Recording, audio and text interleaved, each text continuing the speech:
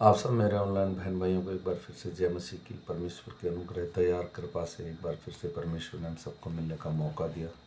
रात भर हम सबको अच्छी नींद और सुबह अच्छा दिन देखा, इसके लिए उसका धन्यवाद करेंगे। आज तारीख है 24/2/2025 और प्रभु के अनुग्रह और दया से आज हम सुबह का वचन पढ़ेंगे। हम पढ़ेंगे मरकुस की पुस्तक, उसका 4 अध्याय 21 से लेकर और 41 वचन तक पढ़ेंगे। मेरे भाई और बहनों, जो कोई मुझे फॉलो करेगा वो 1 साल में पूरी की पूरी बाइबल कंप्लीट कर लेगा। और मैं आशा करता हूँ मेरे भाई बहनों, ताकि मेरे राजा जितने भी इसे सुने एक दूसरे को शेयर करें, ताकि ये परमेश्वर का वचन हर जगह बोया जा सके। मैं बेसिक बाइबल पढ़ता हूँ, आप किसी भी चर्च में जाइए, आप पूरी की पूरी बाइबल पढ़ सकते हैं। आइए सुबह का वचन पढ़ें, क्योंकि इसके पढ़े और सुने जाने पर प्रभु की आशीष हो। उसने उनसे कहा, क्यों दिए को इसलिए लाते हो कि पैमाने या खाट के नीचे रखा जाए? क्या इसलिए नहीं कि दीवट पर रखा जाए? क्योंकि कोई वस्तु छिपी नहीं, परंतु इसलिए है कि प्रकट की जाए। और ना कुछ गुप्त है, पर इसलिए है कि प्रकट किया जाए। यदि किसी के सुनने के कान हो तो वह सुन ले।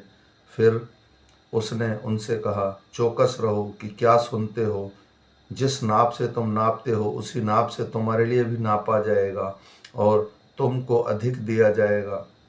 क्योंकि जिसके पास है उसे दिया जाएगा, और जिसके पास नहीं है उससे वह भी जो उसके पास है ले लिया जाएगा। फिर उसने कहा, परमेश्वर का राज्य ऐसा है कि जैसे कोई मनुष्य भूमि पर बीज छिटरे और रात को सोए और दिन को जागे, और वह बीज ऐसे उगे जैसे बढ़े कि वह ना जाने।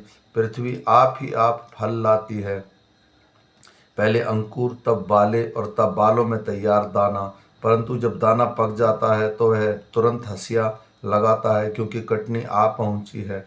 फिर उसने कहा, हम परमेश्वर के राज्य की उपमा किससे दें और किस दृष्टांत से उसका वर्णन करें?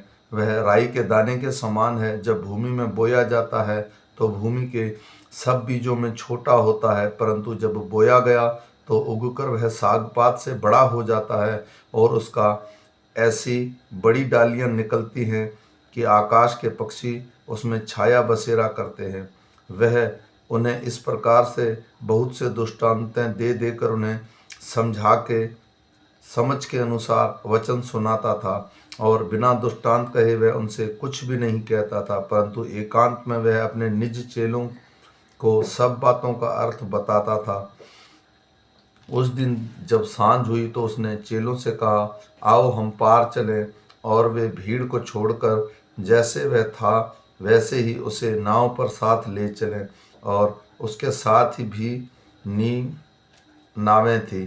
तब बड़ी आंधी आई और लहरें नाव पर यहाँ तक लगी कि वह पानी से भरी जाती थी, पर वह अपने पीछे भाग में गद्दी पर सो रहा था। तब उन्होंने उसे जगाकर उससे कहा, हे गुरु, क्या तुझे चिंता नहीं कि हम नष्ट हो जाते हैं? तब उसने उठकर आंधी को डांटा और पानी से कहा, शांत रह, थम जा। और आंधी थम गई और बड़ा चैन हो गया। और उसने कहा, तुम क्यों डरते हो? क्या तुम्हें अब तक विश्वास नहीं? कि वे बहुत ही डर गए और आपस में बोले, यह कौन है जो आंधी और पानी को उसकी आज्ञा मानते हैं? आमीन। मेरे भाई और बहनों, ये वचन एक दूसरे को शेयर कीजिए, क्योंकि परमेश्वर के वचन के बिना हम परमेश्वर को नहीं जान सकते। ना उसके विषय में जान सकते हैं, ना उसके विश्वास को जान सकते हैं। मेरे भाई और बहनों, आइए हम प्रार्थना करते हैं ताकि हमारा मन परमेश्वर के वचन में लगा रहे। और अगर मेरा भाई कोई बीमार है, परेशान है, दुख में है, तकलीफ में है, चिंता में है, बीमारी में है, तो हम उसके लिए विनती करते हैं। धन्यवाद मेरे राजा, हे राजाओं के राजा, प्रभुओं के प्रभु, सर्वशक्तिमान परमेश्वर, तेरे पवित्र नाम को धन्यवाद करता हूँ प्रभु जी। सुबह के सुंदर समय फिर तेरे सम्मुख आने का मौका दिया प्रभु। मेरा कोई बीमार भाई, कोई आर्थिक तंगी में, कोई परेशानी में, कोई दुख में, अगर कोई चिंता में है तो उसे छू लेना प्रभु जी, ताकि मेरे राजा वो तेरे बड़े नाम की महिमा करने पाए प्रभु जी। तेरी बड़ी सभा में खड़े होकर गवाही देने पाए मेरे राजा। और मैं विश्वास करता हूँ प्रभु, तू सारे रोगों से और सारे बेड़ियों से और सारे बंधनों से छुटकारा देने वाला परमेश्वर है प्रभु यीशु।